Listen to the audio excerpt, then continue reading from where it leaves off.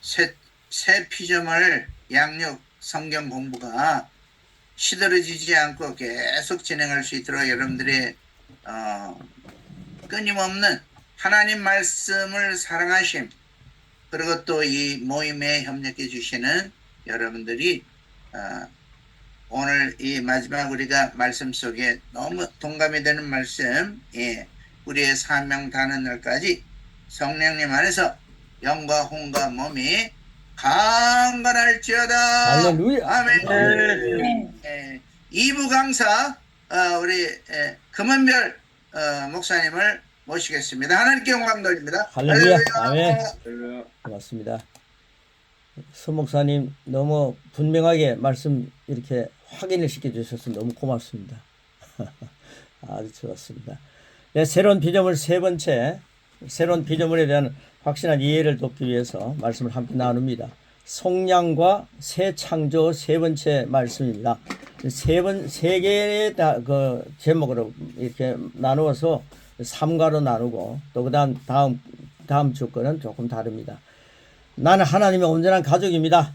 확실하게 선포하겠습니다. 우리 하나님의 가족입니다. 소리 켜시고요. 시작. 나는 하나님의 온전한 가족입니다. 나는 하나님의 온전한 가족입니다. 나는 하나님의 온전한 가족입니다. 아멘. 예, 요한복음 1장 12절 우리 같이 먹겠습니다. 시작. 영접하는 자, 그 이름을 믿는 자들에게는 하나님의 자녀가 되는 권세를 주셨으니 할렐루야. 아멘. 예, 하나님의 가족이 되는 권세가 자녀죠. 예, 예수님을 영접했다.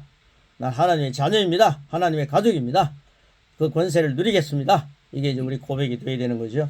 자, 그리스도를 대신하는 자. 제가 요즘 목사님이 안 계신 교회에 두 주 겹쳐서 이렇게 가서 설교를 하는데요. 그분들에게 예수님 영접하고 난 뒤 난 하나님의 가족이 됐다. 얼마나 가족이라는 사실을 확인하면서 사십니까? 그러니까 아주 생뚱, 아주 못 들은 얘기처럼 생각하고 사는 거예요. 근데 하나님의 가족이라는 사실도 너무 못 누리고 사는 거죠. 그래서 하나님의 가족이라는 사실을 계속 선포하고 사십시오. 그냥 당신은 하나님 가족입니다.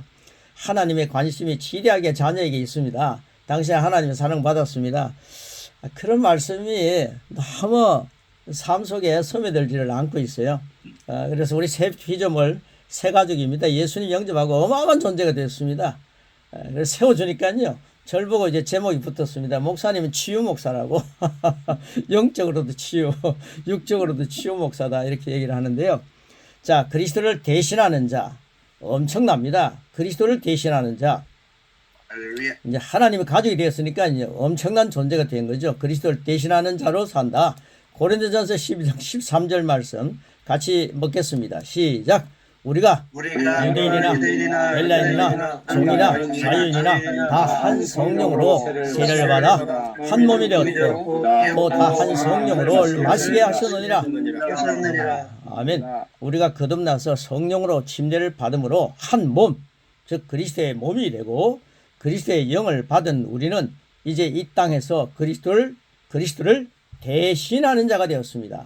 할렐루야. 예. 그래서 우리를 가리켜 그리스도인이라고 합니다.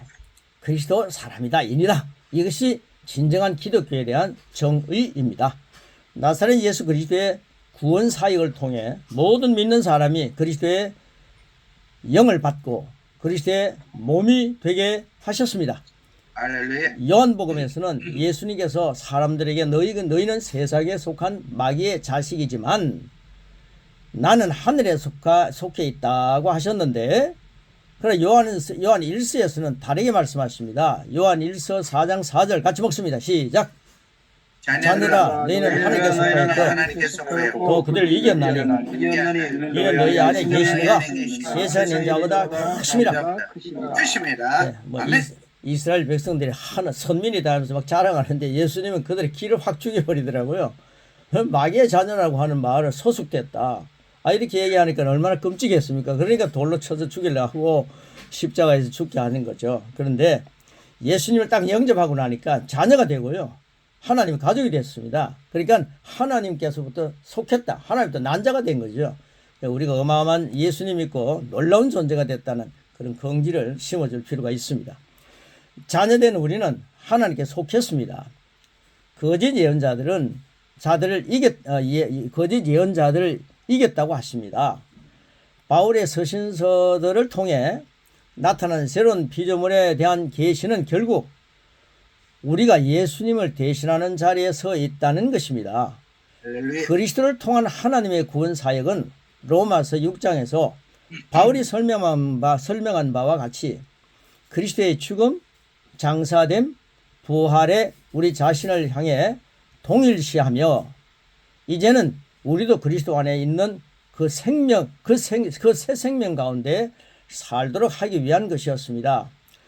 T.L. 오스본은 그리스도께서 십자가에 못 박히신 후에는 사람들을 성전으로 삼고 그 속에 살기 위해 성령의 형태로 돌아오셨습니다. 고린도서 6장 17절 참조입니다.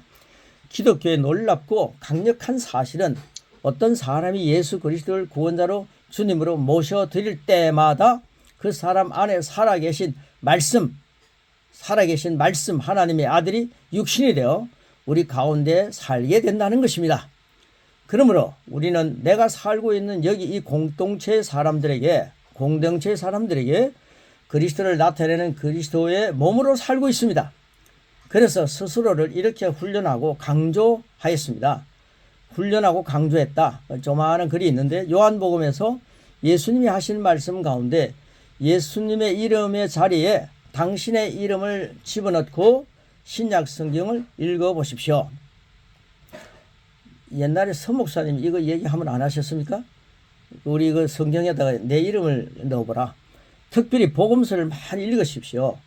특별히 요한복음을 읽으면서 예수님의 자리에 당신의 이름을 넣어서 읽으십시오.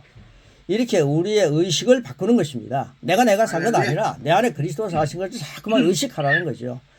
자, 사복음서에서 나타나신 예수님입니다. 사복음서에 나타난 예수님. 사복음서에는 예수님 생애가 처음부터 끝까지 나와 있지만 치명적인 한계가 있습니다.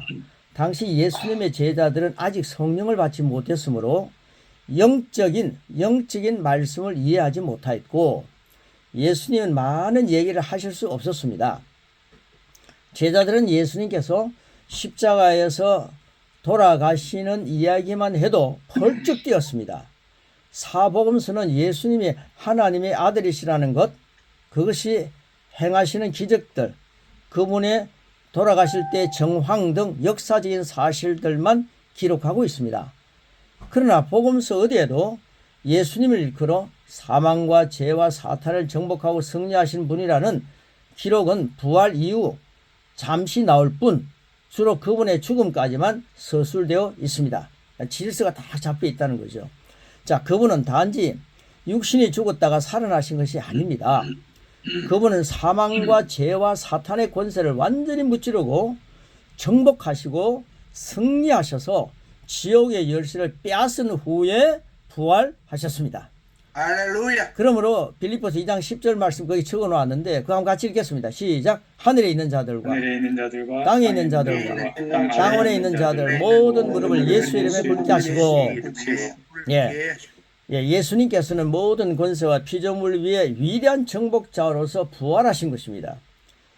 예수님은 우리를 하나님 앞에서 어떠한 죄의식이나 열등감이나 수치심 없이 당당하게 설 수 있게 만들어 주셨습니다.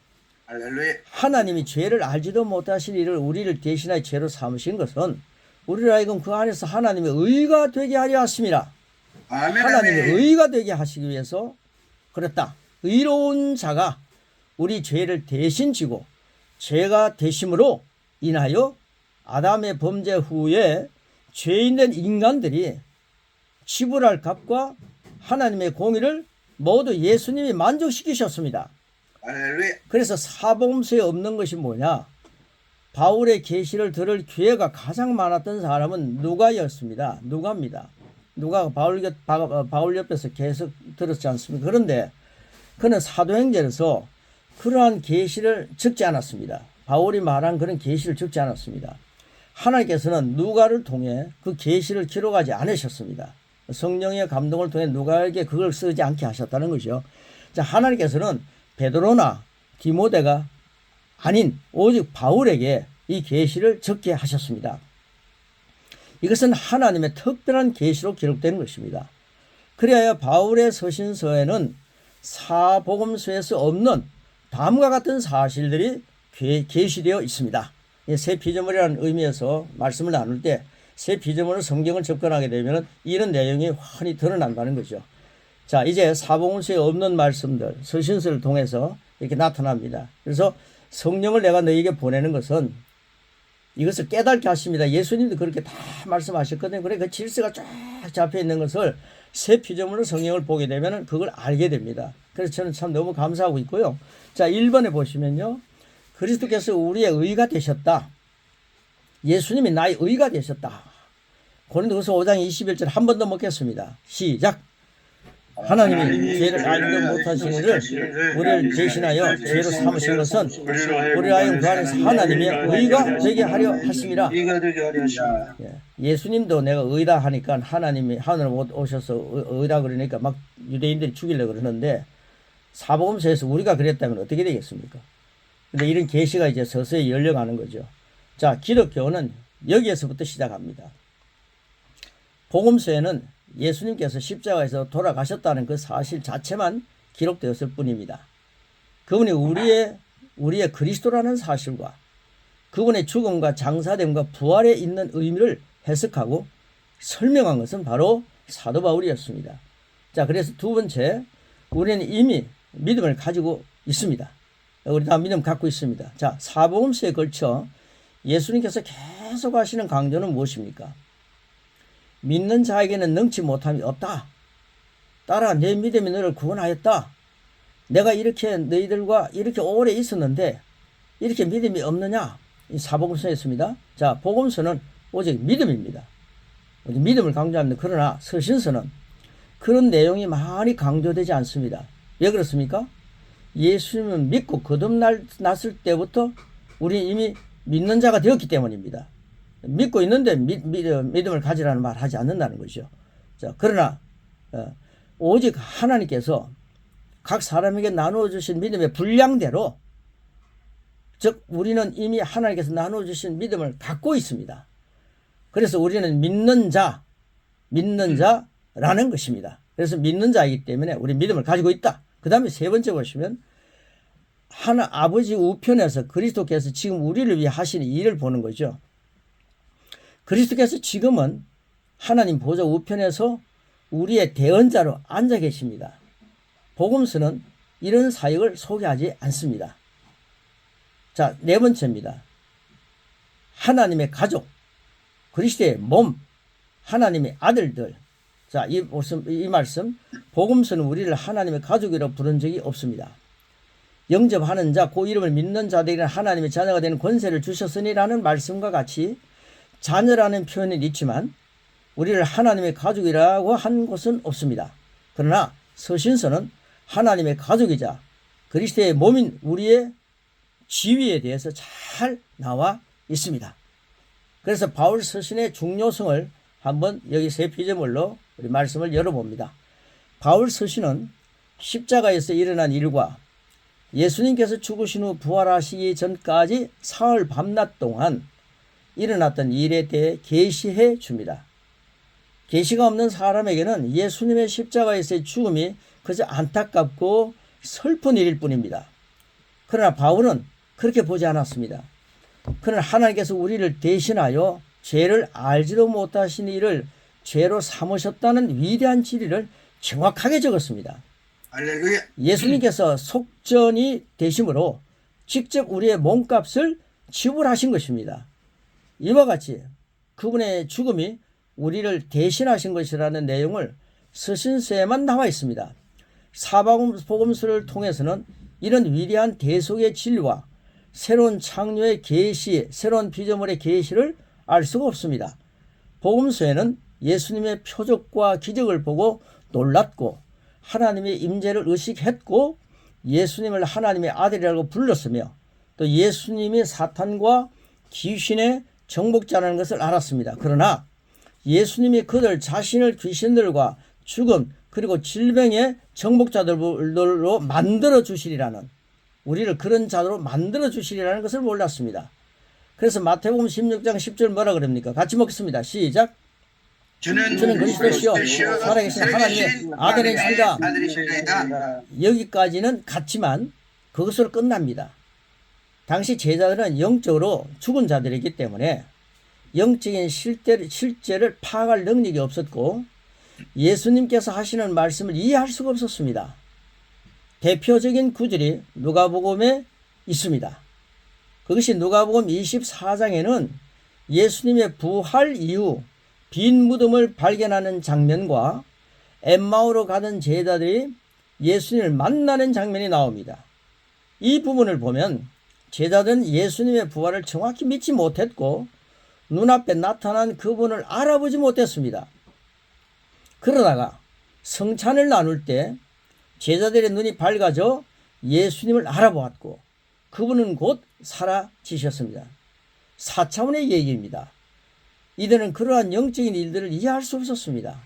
그러나 예수님께서 부활 성천하신 뒤에 드디어 성령님이 임했습니다.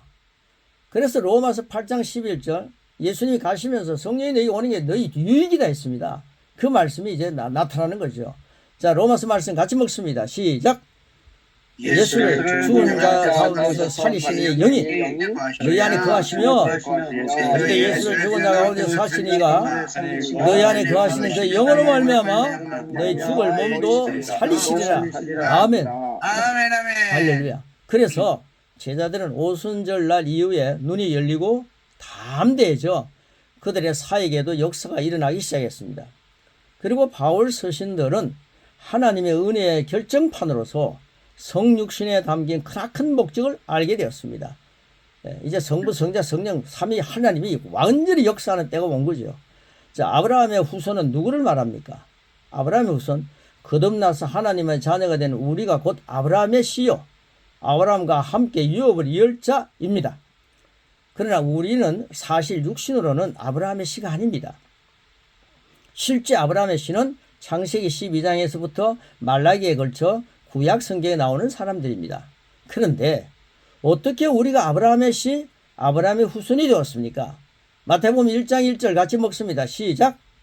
아브라함과 다윗의 자손 예수 그리스도의 계보라. 자, 예수님은 생물학적으로는 아브라함의 후손이 아닙니다. 그렇지 않습니까? 그런 성령으로 나셨지 않습니까? 그런데 신약 성경에는 예수님을 아브라함으로부터 연결시키고 마침내 그리스도 예수 안에 있는 자는 다 아브라함의 후손이며 아브라함과 함께 복을 받는다고 분명히 말씀합니다.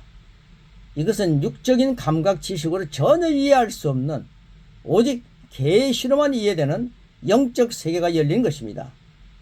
그래서 성령님을 보내주셨고 인류는 그분을 모시고 살아야 하는 것입니다. 성령님 사랑합니다. 아멘, 아멘. 성령님이 오셔서 이 계시가 열리는 거죠.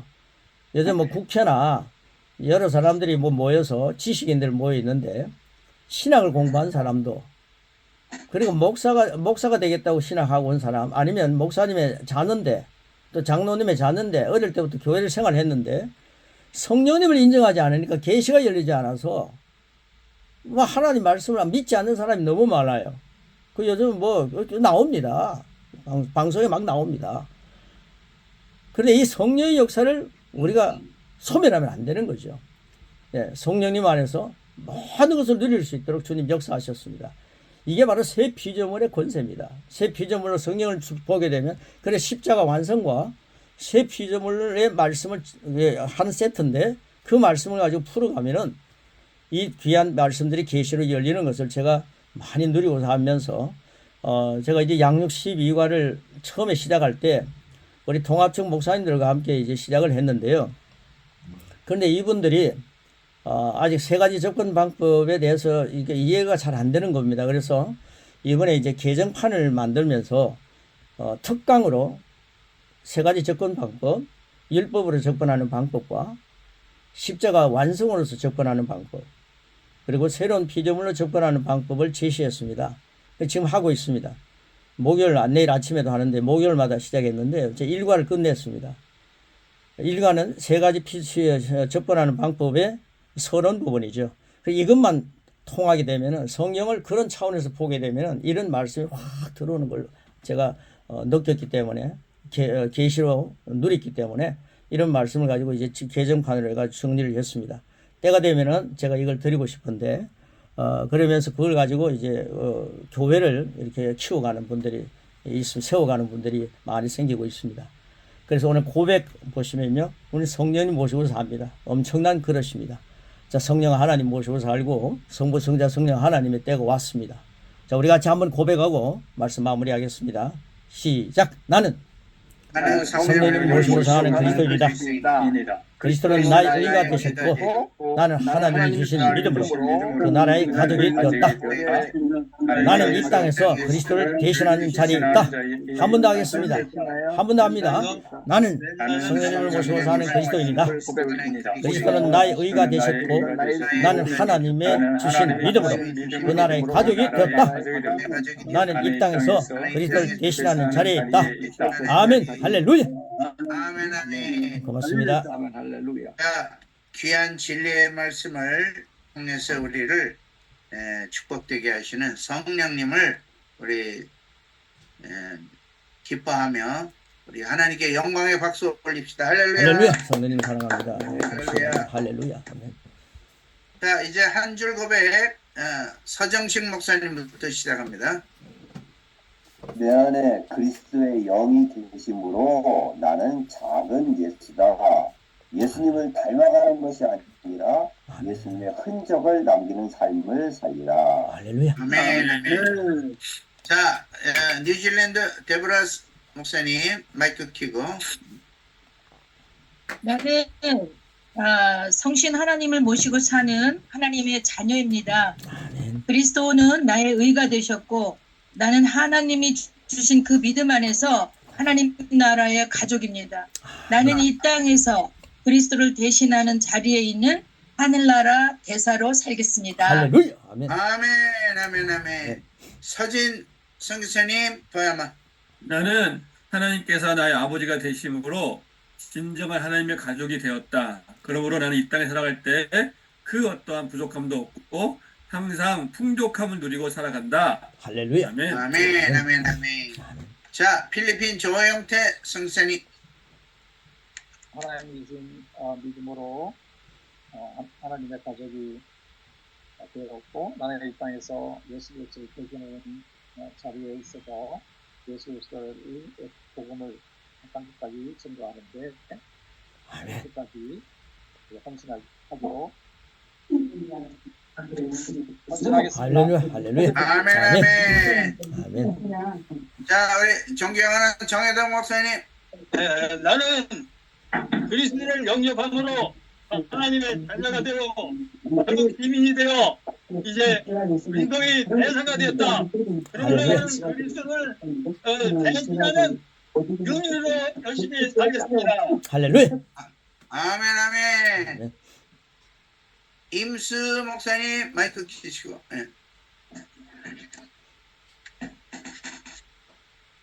예. 나는 하나님의 성령님을 모시고 사는 하나님의 자녀와 사역자로 그리스도를 대신하여 이 땅에서 주의 복음을 전하며 영원 구원하는 일에 열심을 내겠습니다. 아멘. 아멘. 아멘.